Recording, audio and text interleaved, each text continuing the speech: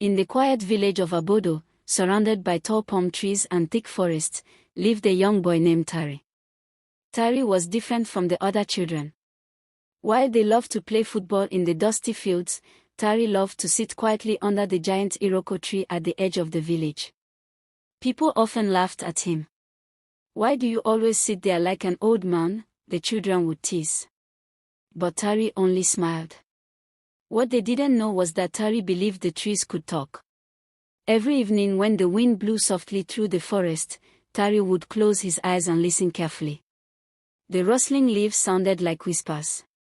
To him, it felt like the trees were telling stories of the village long ago, of travelers who passed through, and of secrets hidden deep in the soil.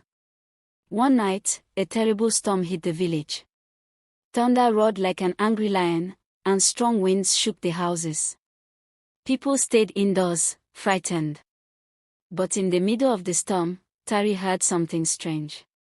The iroko tree was whispering loudly. "Danger, danger, the river will rise." Tari jumped to his feet. He ran through the rain to the chief's house and knocked loudly on the door. "The river will flood the village," he shouted. The villagers laughed at him. "How can a boy know such a thing?" they said.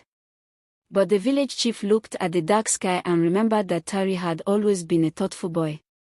"Let us move to higher ground tonight," the chief ordered, just in case. Some villagers complained, but they followed. Before morning came, the river burst its banks. Water rushed into the village, flooding houses and farms. But the people were safe on the hill. When the sun rose, the villagers looked at Tari with amazement. From that day forward, no one laughed at him again. Instead, they listened carefully whenever Tari spoke, because they believed he had a special gift.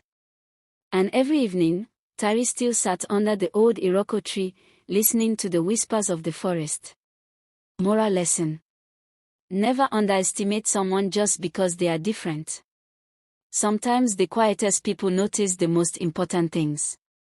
Please subscribe, like, and comment on Folk Night TV.